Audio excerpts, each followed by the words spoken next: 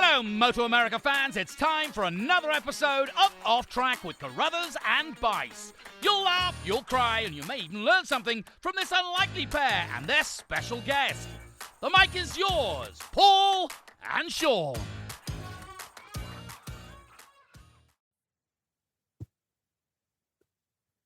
Hello, MotoAmerica fans. I am coming to you from Central Ohio at actually 10 o'clock at night Eastern. So I've got my FM DJ voice on right now. But we have a special guest on this particular episode, and took a little doing to get him on here, but we're willing to go into the witching hour to have him on. So, but anyway, this is Off Track with Carruthers and Bice. I'm obviously Bice, and I'm joined by our communications manager, Paul Carruthers, out on the West Coast. It's a little earlier there for him. So, but still kind of late, Paul. I mean, it's doing these this late. It's like, you got to put your smoking jacket on and your snifter of brandy or something, right? Not exactly, but it is. I'm a bed at 9:30 guy. Get up at 5:30 guy. So we're a little opposite. You're old. You do get up early. So Did he just call me old? Yeah, he did. And if people are wondering who that person is, I'm going to just flat out say it. It's 48-year-old Josh Hayes, who isn't really that old. I mean, but Josh is our guest this week after what he did up at Brainerd International Raceway and setting a new record, 87 all-time wins. And also he had two really good results, I think, in for sure in Superbike. Was definitely a factor and helped that team. So we're going to talk a little bit about that, but we want to talk about the earlier days of Josh Hayes, because he had an interesting start to his career, and Paul actually put something up. Paul wrote, when Paul was at Cycle News, he wrote a story about Josh's first win at Daytona in 750 Super Stock. Is that what it was called?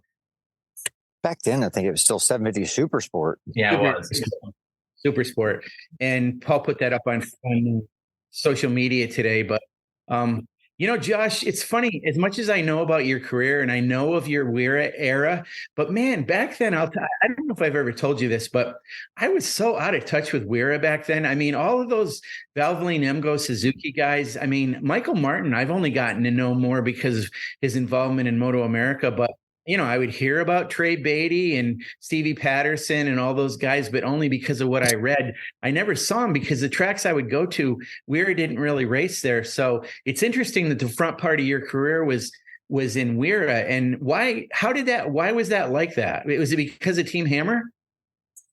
Well, I mean, at some point it was kind of that way, but I mean, I was just a kid who graduated high school. I was into riding. My best friend, Stephen Breckenridge, we both got our first street bikes as seniors in high school. And when we graduated high school and I wasn't sure what I was going to do with my life, I was just kind of dabbling with, I guess I'm going to do some community college stuff and work and figure out what I want to do. My dad was a firefighter. I had a pretty narrow view of the world. And another kid locally went and tried road racing. I didn't even know it existed at an amateur level. All I'd seen a couple races on TV just because I was interested, GP.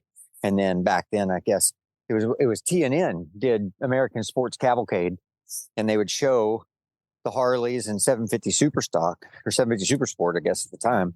So I remember watching races at like Loudon with Aaron Yates, Jason Pridmore, what was the guy's name? Russell Katzenberger. Like there was a handful of guys, and I remember those names from watching it on there. And he went and tried somewhere racing, and the closest track to South Mississippi at the time was Little Talladega.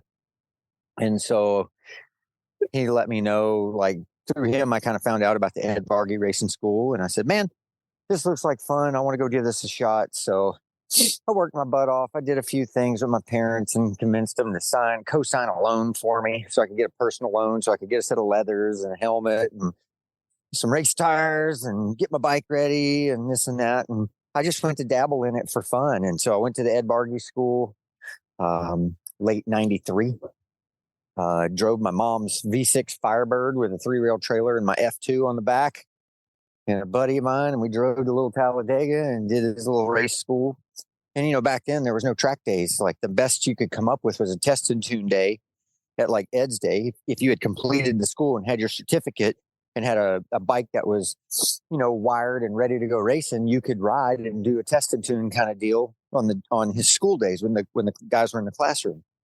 So then my uncle, who was living in Mobile, Alabama, he was a street guy too, and he got to know Grant Lopez, who was already pretty established racing in Southeast Wera stuff. So he connected us. And I remember meeting Grant, going over there and riding with him and goofing off and being like, yeah, man, he'd had a million people like, yeah, we'll just get together. We'll share some costs and travel around together. And very rarely did people stick it out, but I did. And when it started going well pretty early, and he was like, oh man, you're going to do the rest of them. So he actually put some effort in to help and make sure that I went. We were both riding the same motorcycle. So we had spares for one another, kind of watched out for one another and helped each other. And I learned a lot being his teammate and friend. And, I would work all week and then I'd throw my bike in the truck, drive to Mobile, Alabama, take it out of my truck, throw it in Grant's van. And we'd start driving and drive all night and get to the gate somewhere, Savannah, Georgia or something. We'd all pile out of this van. There'd be 3 or 4 of us, 2 F2s in an American style van. We'd all pile out of this thing, lay underneath it, lay on the roof, whatever, until the gate opened in the morning, race for the weekend. And when we were done, we'd drive all the way home and I'd be back to work Monday morning. So, I kind of fought my way through that for a few years. And at that time, racing was different. There were actually teams in Wera. FUSA and Wera had partnered up. They had a national challenge and endurance series. The endurance was huge. There was lots of big superbikes and teams that you could ride on. And so, like John and Keith Perry and those guys were kind of grabbing Southeast guys that were the fast guys and local guys in Wera and giving them a shot. But the team at that time was, their primary thing was endurance and some Formula USA. And so they picked up Grant my second year racing, and I was kind of on my own again in 1995. And I still had some success. And then I got the call. I remember the season being over or nearly over, in 1995. And, this is the time of the dial-up telephone, right? So yeah. My mom says, hey, Josh, I'm still living at home. Mom's like, hey, Josh, you got a phone call? I'm like, yeah, who is it? He says it's Keith Perry. And I go, that's my buddy Mikey. Give me that damn thing. And I'm like, what do you want? Josh, this is Keith Perry. And I'm like, what? Wow. And we talked a little bit, and he had asked me if I wanted to join the team for 1996, and the deal back then was, it was a little different, you were already committed and going racing, right? We like what you're doing and we don't want you to change anything, but we're going to try to help you. We're going to loan you motorcycles. We're going to give you all of our sponsored parts. And we just want you to follow, these are the races that are the goals that we want you to do and do these things. And then we're going to have you step in, because from time to time, an endurance race in FUSA would kind of conflict. And so it's pretty funny. My very first weekend that I raced for John Ulrich, we went to the Wera National. It was in Las Vegas, classic course, to do an endurance race. Wow. And the endurance bike, that GSXR 1100 Superbike, was John's bread and butter. Like, that was the thing that put that team on the map. And it was the holy grail of Wera racing, was to get to ride that bike. And it just so happened that it conflicted with another race. And so Grant Lopez, who had been on the team for 1 year, and me, the rookie, got tasked with racing, I can't remember, a 4 or 6 hour at the classic course in Vegas. And so, I do the trek across the country in my shitty Ford van with the windows down because we didn't have AC. Tires out of balance. It shook you to death all the way there. In fact, I turned 21 like 3 days after we left to drive home. Wow. And, but show up, race at the classic course. I remember, back then the Team Suzuki Sports thing with like Mark Black and Aaron Yates. There was a bunch of local guys, Mark McDaniel, all these guys, and Mark Miller was one of them, and he was there, and we were all flirting with the track record. Like, I think at one point I broke the track record in the endurance race, then Grant broke the track record again. And then on Sunday, Miller showed up with that bike and with his 750 Supersport bike and broke the track record. Like, it was just like this constant thing throughout the weekend, but I didn't crash the bike. And so I started on a good note with John, and honestly, it just kind of carried on. I ended up doing, 96, 97, 98, all in Wera stuff. And by the time 1998 came around, I had started really rolling on the 600. And probably my biggest rival in 600s at that time was Mark Young, who's now working over at Disrupt. Yes. And he and I were racing in Formula USA. We were racing in Wera. We were all chasing money, at club races and just battling every weekend. It seemed like it was us, but man, I was really winning a lot of stuff.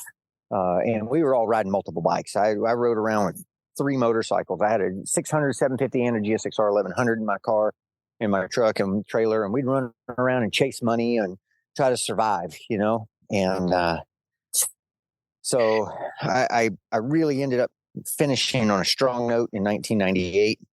And when we got to the Suzuki Cup finals, which was kind of our big finale for us at the GNF, Michelin showed up with a new tire, the new Pilot race tire. And it was the first one that didn't have all the sights on it. It had very few lines in it. It was more like a slick. And man, we showed up, and with that front tire, when we got to Road Atlanta, I ended up running the table on the weekend. I just had an incredible weekend. The one race that I got beat was the 750. I had led most of the 750 Cup race, and right at the end, Jamie Bowman beat me. And I only knew Jamie from watching him in AMA Pro Racing. It was he and I and James Randolph, I think, on the podium. And they were guys that I knew they were coming. They were coming down in level. I was trying to step up in level, to come to that event. And they were super gracious and nice to me on the podium. And, it was all fantastic. And then the next year I got the call up that when John's team grew, the year that it went from amateur, like Wera, the Wera Endurance and stuff like that, and moved up into AMA Pro, I got to move into the big truck at the same time that happened. Oh, okay. So that was just a bit of luck and serendipity that everything fell into place. Yeah. And so I was stepping right up into 600 Supersport and Formula Extreme on a basically, a superbike of sorts. I had my hands full. And then Ryan Landers, who ended up working for years with the Jordan team, he was only, I think, 16 or 17 at the time. And he was a young prospect that John was looking at. He ended up getting hurt prior to the season and breaking his elbow really bad and getting an infection at Homestead.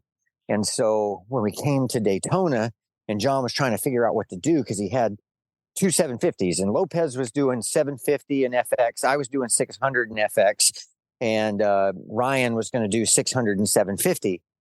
And, I said to John, I go, look, we don't have any Formula Extreme at Daytona. We didn't race that class at Daytona. I said, so do you want me to jump on the 750 and just ride for the team and see if I can get a result, and then I'll go back to my regular scheduled duties as soon as we're done with that. And John goes, yeah, let's just do that. John Hopkins was on his radar, but not old enough yet. He was still only 15 years old, and he couldn't ride until middle of the season. So Toby Jorgensen was another one who I think he was working with. But again, I think Toby wasn't quite old enough yet to do the national stuff. And I got to ride it. And then lo and behold, I qualified on the front row for 600. And, in a field that had basically 17 to 20 factory supported paid riders on the grid in my first real 600 Supersport event and at Daytona. And I ended up, I think I qualified. I can't remember if I was pole or second. I think I was second, but ended up winning, the 750 Supersport race that weekend and running in the top 5. I think I finished 5th or 6th in 600 Supersport running amongst the front guys, guys I had only watched on TV before.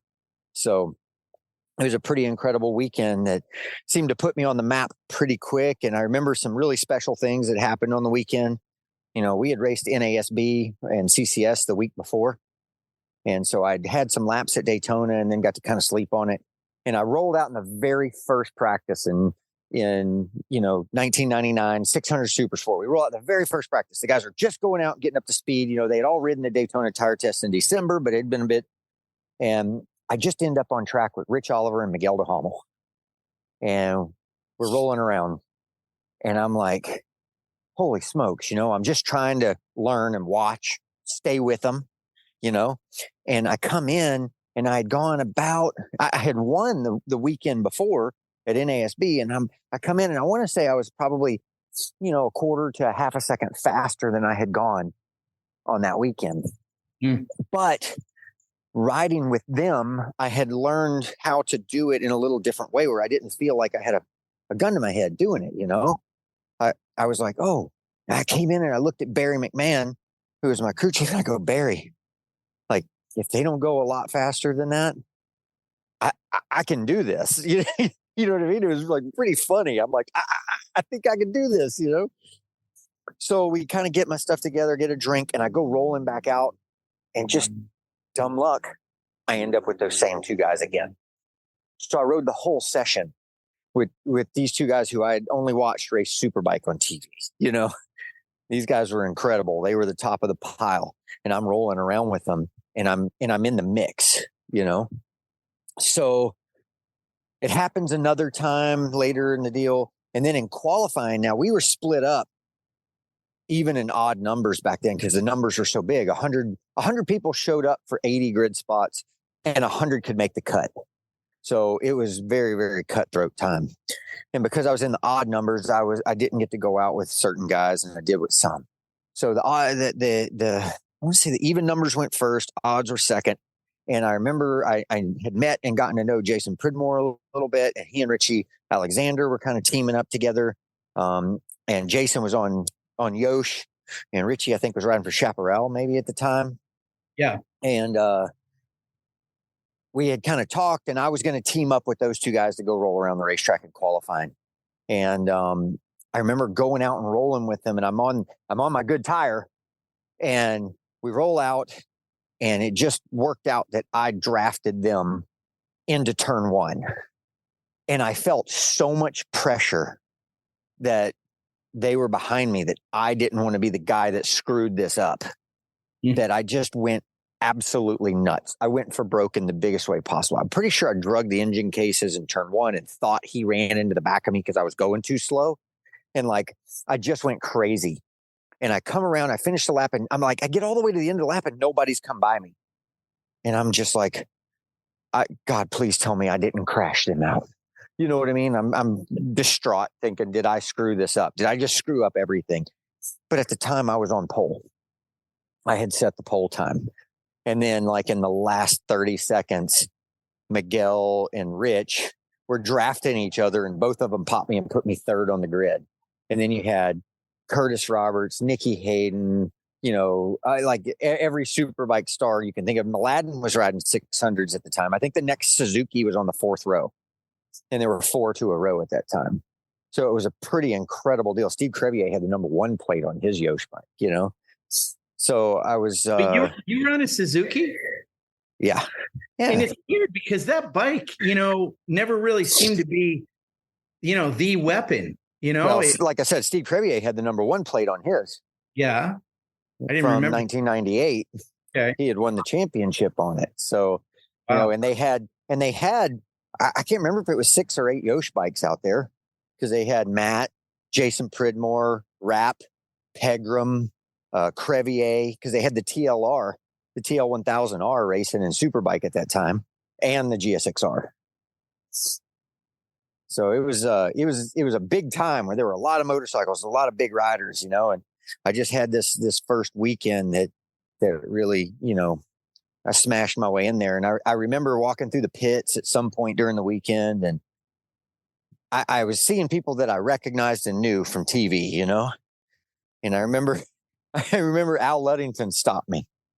And I'm like, oh no, here's Big Cock Al that we see on AMI commercials and, working with Miguel, and he's always got his sunglasses on, Mr. Cool. And he goes, hey, the old man says that you're not wild or anything. You're all right to ride with. And I took that as quite the compliment. And then another time, like, cause we always had that day off in the middle there, for Supercross or whatever. And I was walking around and Ben Bostrom stopped me, and he was dating Leanne Tweeden at the time. And the two of them stopped me and they're like, Josh, man, you're riding so good. And I'm like, you know who I am? I'm awesome. like looking at him like, what? Like it was pretty incredible. So for me, it was just a huge start to the season. And, I actually had a pretty successful season. I think I finished the top Suzuki in both classes that I raced for the year. The tough part was once I won that 750 race, John wanted me to continue and ride 3 classes. And I was struggling a bit with the 750. So at some point I crashed it a few times and had a couple of big ones. And I finally convinced him, hey man, look, I'm doing like the 600 means a lot to me. And I like this bike. I'll ride the 600. At the time, 750s always rode in the Superbike class for extra track time, and the 600s always rode in the 750 class for extra track time. So I'm like, look, I'll do all the 750 races, I'll do it all. I got no problem with that, but I'd like to focus on just my 600 and my FX bike and not throw the third bike in there because it had bit me a few times too. So I was able to kind of do that, which got me more track time and just kept me in the mix on the 600. And I mean, I think I went on to, I had a couple of decent results. I got a 4th at Willow Springs on it. And, I got to mix it up a little bit, but this was the year that Nikki and Tommy were having their big battle. You know what I mean? And there were a lot of fast guys in that class that year. So I had a couple tough ones. The other thing, Josh, 1999, if I recall, that was the first year for the R6, and that must have debuted at Daytona. Isn't that right? Maybe. I don't know. That would have been Tommy and Jamie Hacking. Yeah, that was the first year for that bike, and that was a big deal for Yamaha. Okay, if we don't fast forward, we're not going to get to anything else. I'm sorry. Well, I'm a talker. Well, Paul, let me ask you. I'm sorry. I was going to come back and ask this, but Josh, I want to ask you one thing. I want to go back to the Ed Bargy thing for a second, and then Paul, tip it over to Paul. We'll fast forward. Do you remember the first time you ever got your knee down? Embarrassingly, yes, I do. When I bought the leathers, I was just a little excited and got the pops down. Yeah. Well, just in general, you know what I mean? And I didn't know if I could drag a knee. I didn't know. Who knows, but we had this down by home, Gulfport Lake. There was this little road that went down to Gulfport Lake, and it was like a public road, but it just went back to a boat launch. So there was never any traffic out there. And it was between the pump station, the poop pump station, and a golf course. So if something went wrong and you crashed, you just ended up in the golf course. The only person you're going to hurt yourself, and there was this little banked corner in the middle of it. And that's the first place I touched my knee, and I went, oh, okay, I got this, and moved on. No kidding. Do you remember it? Like, amazed? Were you amazed that you could do that then? Not necessarily amazed, I don't think, but I was trying to do it. So it was just okay. Like dragging knee wasn't the exciting part for me, I don't think. For me, it was the feel of the acceleration off the corner, a little power wheelie or something like that. That was cool. Josh, usually when we're good at something, it kind of comes easy. Did it come easy? Like, did you feel like, hey, I'm pretty good at this and this is coming easier? Or was it a battle? No, I don't know if I'd say it came easy to me, but it made sense to me. Mm-hmm. And I did think I will say, I thought I had an aptitude for it because it just made sense to me. When people explained, oh, well, if you do this, you do this, you do this, you'll go faster. And I could go out and think about it and figure out how to apply it. That made me think, okay, I think I can do this. This makes sense to me, right? Like they talk about, Beethoven, right? Like when he looks at a piano, I see this many keys and and I don't know what to do with it. And he can see music in there, and I think a motorcycle was a little bit that way for me. Like the feelings and what was going on, what my mind was thinking about, it all that part came natural, I guess. But at some point, real quick, like, especially when 1999, when I got thrown into the mix with all the big boys, I got a fair share of where my experience level was and what I was going to have to do if I wanted to make it. Right. Okay. So we go from 1999 to 2009, which is obviously 10 years, even the math. I can do math like that. You won a 750 Superstock championship between and 2 Formula Extreme titles. But in 2009, that's when everything really changed for you because you became a factory Yamaha rider. And that was 10 years after winning that first race. So that took a while. Yeah. Right. I mean, most people boys are writing stories about the journeyman AMA race to finally getting a Superbike ride. Right. Like that was like the journeyman story, right? Like, will the guy ever get a ride? Because if you didn't make a splash, makes your story different from anybody else's. Yeah. If you didn't make a splash, like you could become an old name real quick. And that can happen still now. You know what I mean? Oh, that guy's been around a while. He hasn't and they move on and don't think about you a whole lot. You know what I mean? Mm-hmm. And here I was beating my head against the wall for a decade. I'd been through injuries. My career was nearly over 3 or 4 times. Pridmore bailed me out of one and saved my career. Then, some other injury, this happens, that happens. There was a bunch of them. And heck, Keith McCarty's call to me, that was the lifesaver. And like I was in Portugal racing in World Supersport. They weren't interested in me. It was a business decision. Paolo Ciabatti and guys from the Flamini Group had actually gone to bat for me because they wanted an American in the series, and they went to bat for the team who were looking at Honda and, this and that about what was the best deal to who are we going to put on this bike. And the guys in World Superbike fought and said, look, man, we really want to see an American here. And he's got some credentials. So why don't we give him a shot? And so I was there and I was talking to him. I was doing okay. I didn't do fantastic, but I was doing okay. And I wasn't, the bike was much different to mine. And we couldn't see eye to eye on settings. But, I was trying and they go, well, you're over there in the U.S. with all this. I was on Aaron Kevin's team, and they're like, oh, you got all this Parts Unlimited money. Well, if you bring some Parts Europe deal to this, then sure, we'll do something. But otherwise, we're going to go with people we know. And they had already had made up their mind about Eugene Laverty, And so I was basically out. I had nothing. I didn't know what I was going to do. And while I was there, I got the call from Keith McCarty. And, Gina called me up and she goes, hey, Keith called and offered us a Superbike ride. And I said, I'll take it. She goes, you want to know the money? I go, does it matter? I'll take it, and it didn't start easy. Like it really didn't. Those guys had the European Superbikes the year before, 2 years before, I think, with Eric and Jason. And then this new cross-plane bike came out for 2009. And, Spies had signed up for the World Superbike team, so they weren't interested in another American. They had the American. And so I'd run, options over there had run out quick as soon as that was announced, which I think was while I was there. And so then my teammate was going to be Ben Bostrom, who was Yamaha's golden child, who had just won the 600 Supersport championship for him.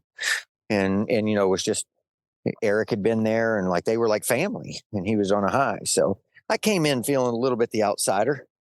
And then of course we'd go to Las Vegas to that classic course and test a Superbike there, and which was challenging on that little track. I learned to love it, but at the time it was tough.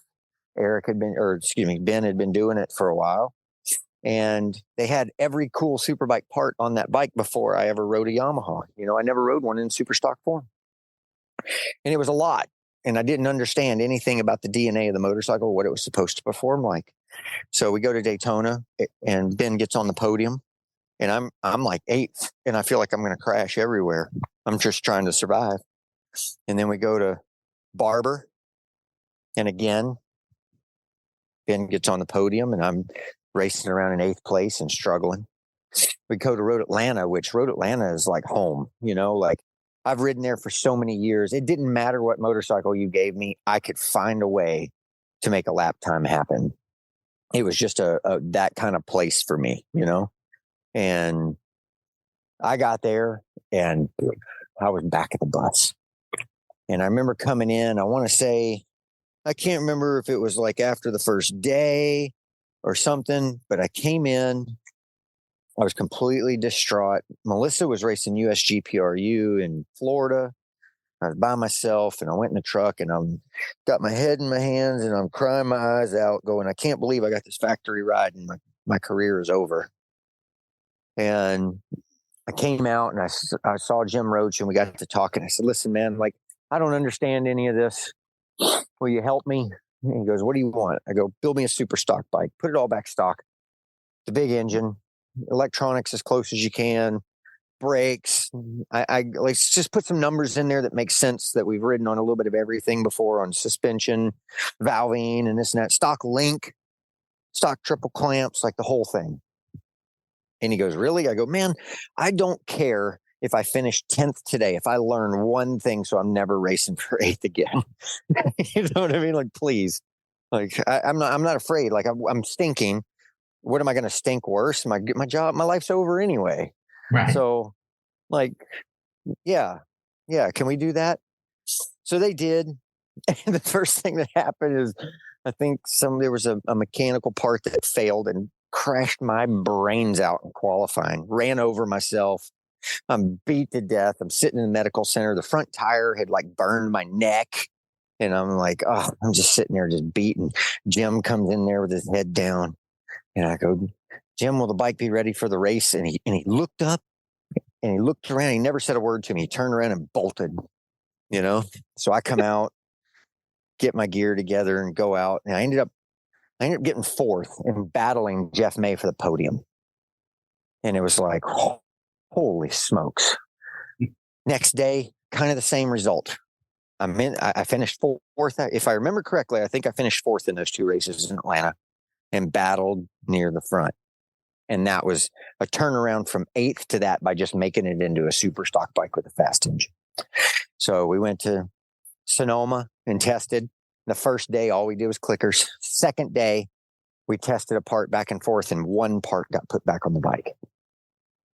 We go off and we race Road America. I have a disastrous weekend, but I had a couple of big, and I mean big breakthroughs during the weekend. I went toe-to-toe with Matt Mladen for about 4 laps in practice. And Matt was a bully. And I drafted by him. He outbroke me and ran us both off the track. I came back through. I'm laughing the whole time. I think it's the best thing that's ever happened because he's the king. You know what I mean? And he's the guy I'm trying to get to. And I just we went tit for tat for a few laps. And finally, it kind of got the better of him. He ran off turn 3 into the grass. And I was just like, yep. You know what I mean? And I kept going and I go, this is it. And then the rains came. I'm charging through the field. I knocked down Michael Laverty and myself. It was an atrocity. It was just, the races were the worst. And then we go to Sonoma. And honestly, that first Superbike win at Sonoma, that, was such a big deal for Yamaha, and the Suzuki's hadn't been beaten in 3 years or something. It was the easiest race I ever won. And it was just a crazy amount of dumb luck. My bike stayed pretty consistent. Everyone else struggled with some tire issues and all their pace dropped off. And I just kind of stayed steady and the same and made it to the end of the race. And I won. And it was a game changer for the people around me. And the next day, I think I got 4th. Ben ended up on the podium, kind of came back. He wasn't going to take it laying down very easy. And then we got some more parts. And then we started doing more things, and the pace started coming around better and better, and the confidence was growing. And by the end of the year, I'd won 7 Superbike races. And I went from the guy who couldn't get a job in racing to being talked about as the favorite, because I finished 2nd in the championship, to being the favorite for the championship for 2010. And it was a pretty crazy turnaround. Josh, the entire time that you raced in Yamaha for Yamaha on a Superbike.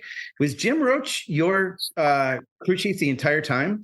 Yeah, very few changes happened in my crew over the course of my time there.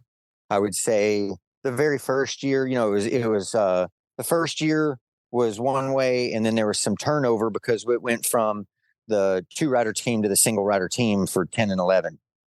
So that was a bit of a turnover and change at that time, right? So I think the guys who ended up not on my team that were before, I had Steve Rounds and Jim, and then I had Chris Roman and June, and that got switched around.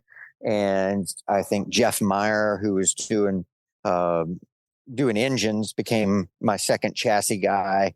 And, of course, Vito was there my whole time. And so there was just some turnaround a little bit. But then until I think it stayed the same, Chris Lessing doing suspension and all that until Jeff retired. Yep. And they brought in Glenn Grenfell. And then I introduced him rough to the team. and then even when Paul came in, I think Vito ended up sticking around and kind of helping us on the race weekends and working with me until I was done. So the crew itself stayed the same for 9 long years. The one thing I wonder is, so I knew that Jim was always with you, but how did it come about that Jim was your crew chief? I mean, how did that decision get made? That happened at Yamaha before I was part of the deal. I don't know how or why Keith, made those decisions. I had no input on it. And, but, it's funny, like in the beginning, I wasn't sure about Jim, I just wasn't sure. His demeanor, his this and that. I had been through a lot of different things. I had a lot of guys that were like kind of a jack of all trades. I had Keith Perry for a long time. I worked with Rick Hobbs for a long time. And then I had Richard Stamboli.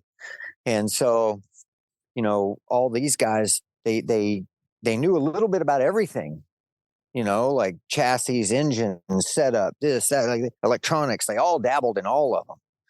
And I felt like Jim, I think, had done more development in all of them, in each of them, but he had, a team of people around him. And it took me a little while to see that, like, kind of his magic was to be able to manage, how to get to the right answer, having all of those different people who are an expert in each area. And he knew which one to go to. He could arrange and see a clear picture, laid out on paper of what we had and what was working, what wasn't.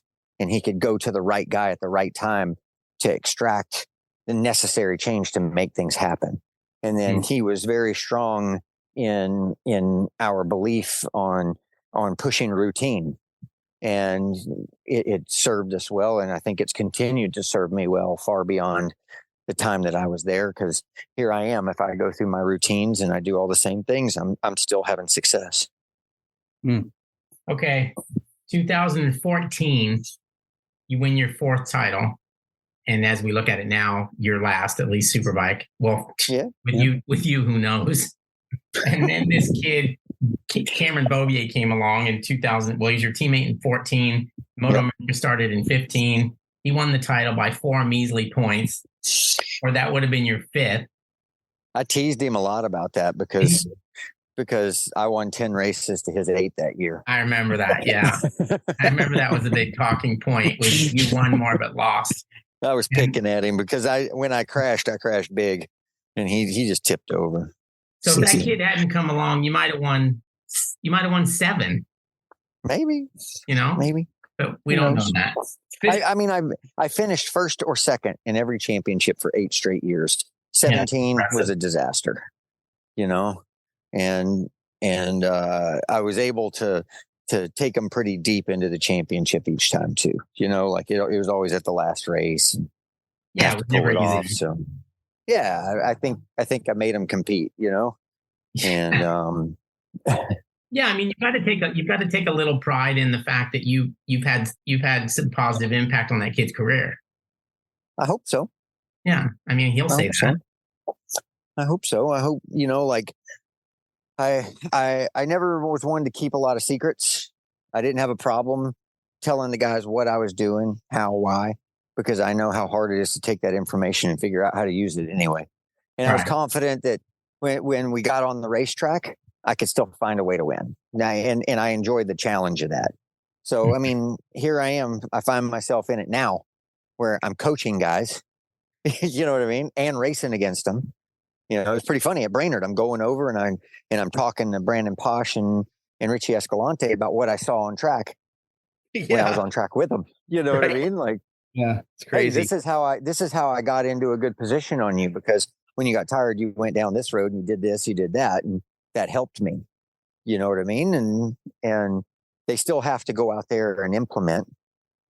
And so if I make them better and I can still compete with them, then it just keeps raising my game too, I feel like. Yeah, you can give them books, but they still have to know how to read. Right. Josh, when you look back at your career, I mean, if you think about 87 wins, I mean, I can't picture a lot of them, because some of them are just a blur to me, especially those years where you were winning, every race, kind of consecutively. Do you remember every win you ever had? Nah, I don't think so. Yeah. 12, 13, 14, those, and 15 even, those kind of, man, there were some crazy ones in there. There's a few that stand out. The one where I won the championship on the drying track at Homestead. Doubling the 1 year we went to New Orleans and doubling there in front of all my family and people who I grew up with who had never seen me race a motorcycle before. And I dominated that weekend, So there's some special ones in there. I remember MotoAmerica in 2012 was pretty special to me. It was just important to me because I love that place and I wanted to do good. Mine and Blake's getting together at Road Atlanta, which is kind of what started my run after that, when I got the talking to from Jim Roach. So yeah, I did. I didn't remember that. I don't like conflict, and I was terrified that Blake and I had intersecting lines. There was no malicious intent whatsoever, but we had some intersecting lines, and his handlebar gets caught on my hip going under the bridge at Road Atlanta, and he falls down, and I was distraught. I went around the racetrack. I didn't come back in pit lane. I went straight down to where he was in turn 12 and said, dude, I was trying to get his attention. He was already back on his motorcycle and rode back to the pits. So I followed him. I go to my team. They put my bike on the stand. I get off and I storm straight down and I grabbed him by the helmet and I said, dude, are you okay? And he goes, yeah, I'm okay. And I go, all right, I'm really glad you're okay. I'm sorry this happened and I'll see you on the track. And I turned around and walked away. And Jim was just like, Jim, knowing me, was like, all right, dude, listen. It was an accident and you don't owe him anything. Because he was worried I would let him get one on me because I was in a bad place. He's just like, dude, this is racing. You don't owe him anything. You go out there and you race him hard. And I did, but he came up and was fucking Superman that day and won the race. I remember you saying how good, and honestly, I was going to ask you, I mean, it is terrible for me to say this, but I was going to ask you, did you let him win that race? Heck no, man. He won that damn. That's how hero stories are made. I think it's a beautiful story. I hate that I lost, but you know what? What a great story. Yeah. And I got to be a part of it. You know what I mean? So I'm all right. Even though his career is like the complete opposite of yours, right? Yeah. Mainly because yours is long and successful and his was short. His was short and, he had a lot of success. But he was a tough rival for you, right? Our sport needed him. I hate that he's gone. He was a talented rider. And in some ways his own worst enemy. Right. But, man, he had craft. He could race. He struggled on the lap time sometimes, but when it came time to put all the chips down on the table and go, that guy figured it out. And I was a fan of that. I wish he had had a much longer career. He would have been a good lesson for a lot of the guys that are racing now that, got to race me some, or just the more of us there were, the more good racers there were, the higher the level, the deeper the field, the better it is for everybody. That's why Moto2 is so special right now. Right. I've got one for you. Of all the teammates that you've had, Is there a particular one that stands out in a good way? And is there a particular one that stands out in being a pain in the ass? Man, like I've had a lot of good ones.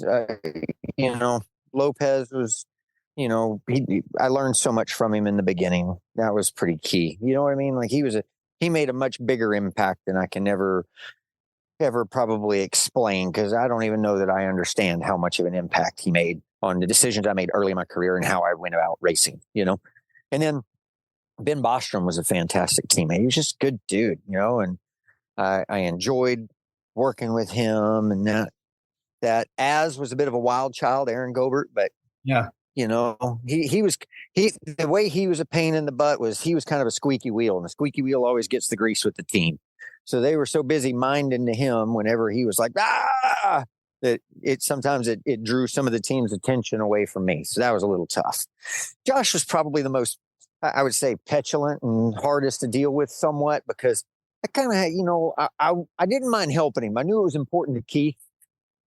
But I said more than once to him over the course of the deal. I go, listen, man, I will tell you anything. I'll draw pictures for you. I'll do anything. But practice and qualifying, I just don't want to look over my shoulder and see my teammate stealing my work from me. We get out in the race starts. If you can stick to my butt till the end of the race and beat me to the checkered flag, you have done your job. I'll high five you and I'll tell you great job. But leave me alone in practice and qualifying. Just let me do my work without looking over my shoulder. I got enough going on. And without fail, every single weekend, it was my teammate. So that was incredibly frustrating for me. Yeah, I mean, I was going to say, Josh, it was Cameron Beaubier was the best one. Josh was the toughest one for you, because he was in that mindset during that time period with Heron where he would follow. He doesn't really do that anymore. At least Cam was a great teammate. He was like a little brother to me, but he was also different. Like, because I don't know. I don't want this to sound like I didn't feel this way with the other guys, but where I was in my life and the things that were coming down the road, I rated him very, very high. I knew he was going to do big things. I felt like I knew that very, very early. And I still wanted to beat him. And also I had some other things happening in life that I started, knowing Keith was kind of starting to throw the hints out that I wasn't very long for this deal, and so my dad got diagnosed with Alzheimer's. Like, there was a few things, and I had so many things going on. I started to have these weird, I was thinking a lot of bad stuff that wasn't necessarily going on, but I started having lapses in concentration. I ran over Cameron at Road Atlanta, and I'm like, I was distraught that I took out my teammate, and I care about the kid, and I'm just like, oh my God, am I losing it, And so I had a difficult time. And he was performing at a very high level, and it made it really tough. So I was fighting the fight for my life. And, 2017 was kind of that. In hindsight, I look back at it and everything that was going on, and I go, holy smokes, what a disaster, because I stopped doing all of the things that made me successful. And I just tried to ride with sheer willpower, and I ended up burning 3 bikes to the ground, and barely running at the front all season, You were pretty beat up that year, as I recall. Your back and knees and all kinds of stuff, wasn't it? I had done everything. I'd thrown one over the wall at Road Atlanta and nearly burned it to the ground. I did one at Road America in the sighting lap and burned that one to the ground. I finished my career with burning a bike in turn 2 at Barber, and several others in between. So it was just a difficult time. And, quite honestly, I look back at that year and how it went, and I look at now and I go, I was fine if my head had just been screwed on straight. I still could have performed at a high level. I'm able to do it somewhat now. Yeah. Well, the irony in this whole thing, right? You think at some point you feel like you're on the outs, and ultimately you were. But here we are in 2023, and you go ride their Superbike and you finish 4th on the same day that you break this record.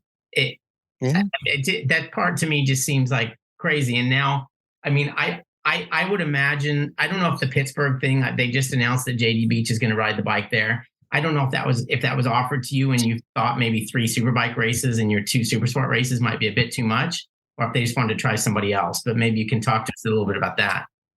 I'm pretty lucky that I have an open dialogue because people are like family to me.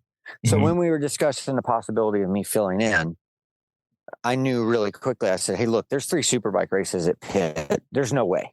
Like, that'll be bad for all of us, because I watched what happened at Laguna, and, it would be like a Superbike race, probably a Junior Cup race or something like that, or Stock 1000, and then Supersport, Superbike again.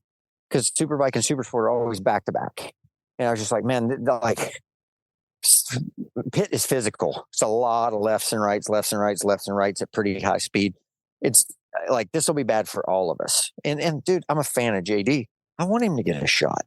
Mm-hmm. So I said, for sure, I can't do that one, but I'm good for the rest of them. JD could not do Brainerd for sure because of Peoria.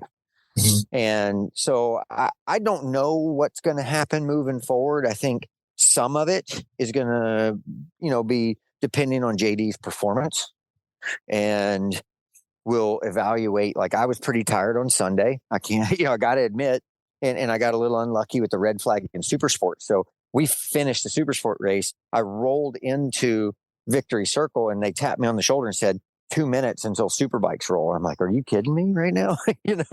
So walk straight over on the third day. I was pretty baked, but I was actually riding pretty good until my off track. When I went off the track and got that heart rate spike, that kind of took the last wind out of my sails. I was doing pretty good till that point. So, I mean, I think all these things will come under evaluation, and it'll be kind of a discussion amongst all of us and figure out the best thing for the team.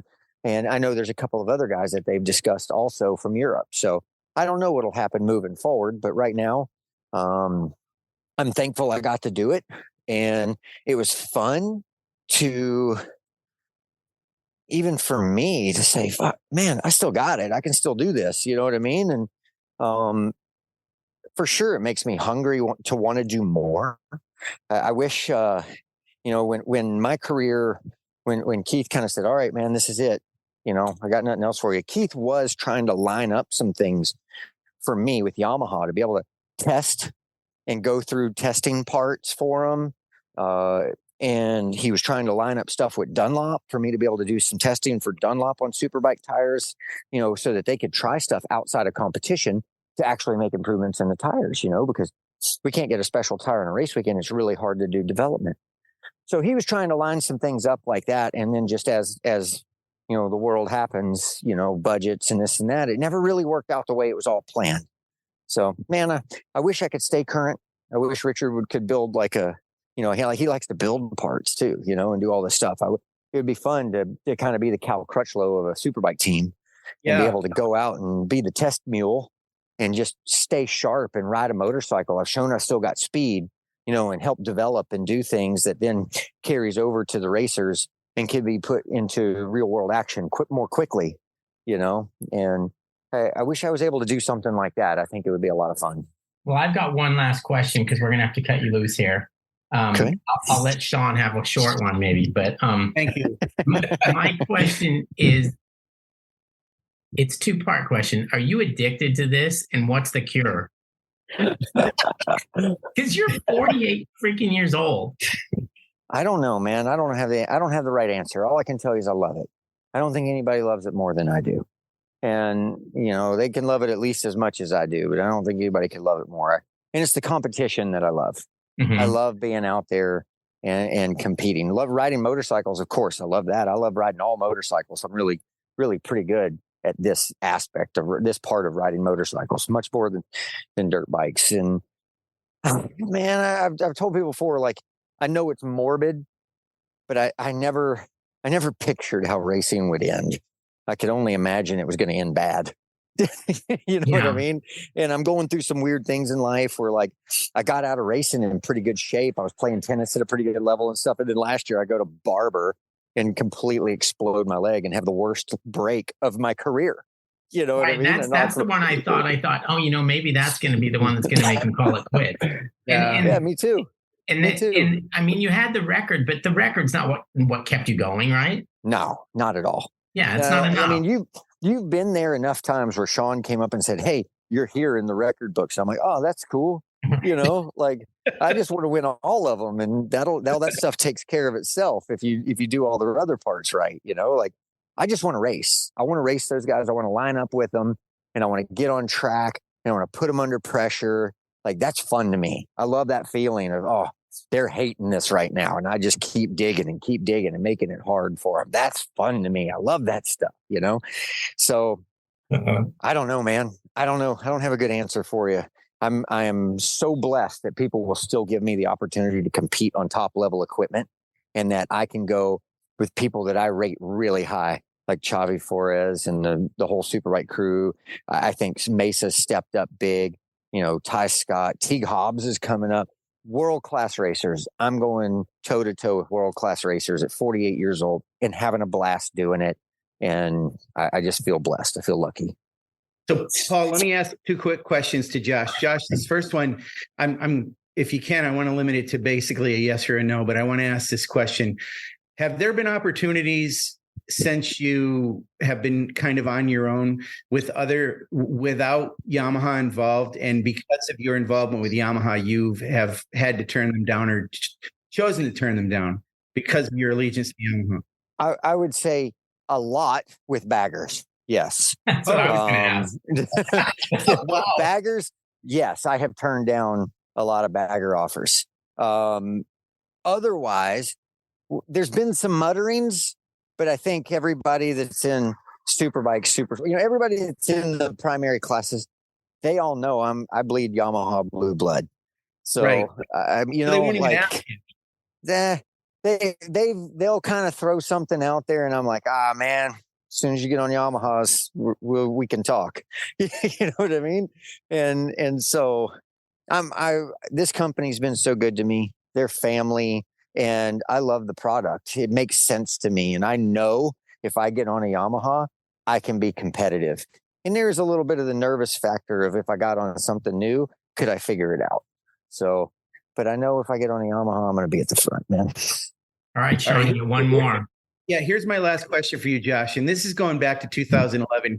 You probably said this to other people, but I remember you distinctly saying this to me in 2011. And this goes to what happened to you last year at Barber. I remember for you, you said, my career at this point is all about risk management. You told me that. So you had that big crash last year. Is your career still about risk management? I don't know. Here's the thing that happens about all that, right? When you ride for a while and you ride well and you start getting comfortable and cocky. And then every once in a while, Barber comes around and slaps you back down and reminds you that you're not in control. Like I was just riding good. I was excited. I was on it. And the Lord reached down and said, Josh, you're going to take a break. You're tired. Boom. And that was it.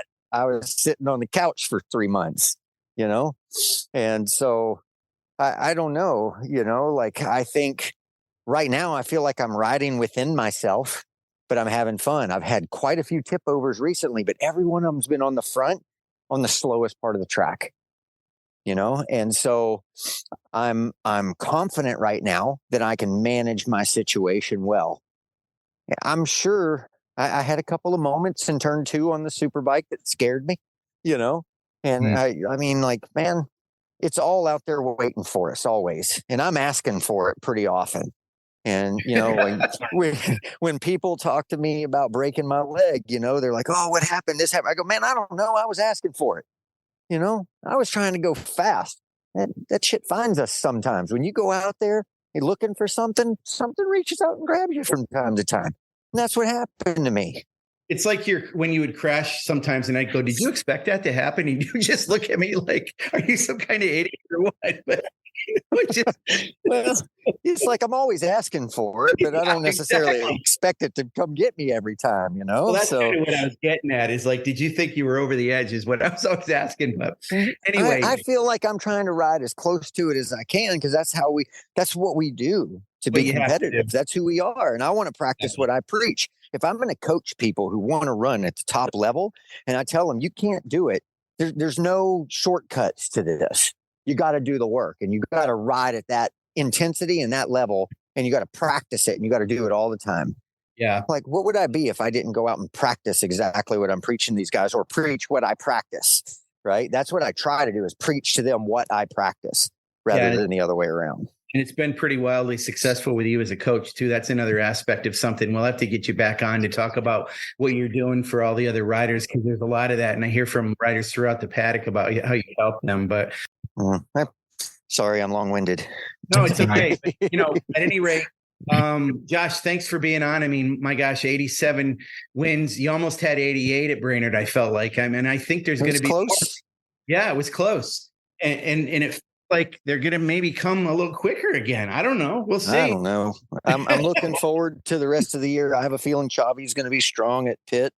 Yeah. And so I think Jersey has potential to be a really good racetrack for me. Austin's always a challenge, but I'm looking forward to trying it on the 600 instead of just a big bike. I've only ridden it on a Superbike. So looking forward to the challenge of the 600 there. Maybe it'll feel a little different to me on the 600. So I love waking up in the morning and showing up and putting my boots on and making Chavi and Stefano and all the boys work for it. And if I get a chance to go out there and put some pressure on Jake and the rest of those boys too, I'm going to try to do it because it's fun. All right, Josh, I'm happy. I think anybody that loves somebody as much as you love this should get to do it as long as they want to. So I'm all for it. Just be safe, be careful, and keep having fun with it. And we'll see you in a couple of weeks here down in Pittsburgh. Sounds good. Thanks, boys. All right, bye.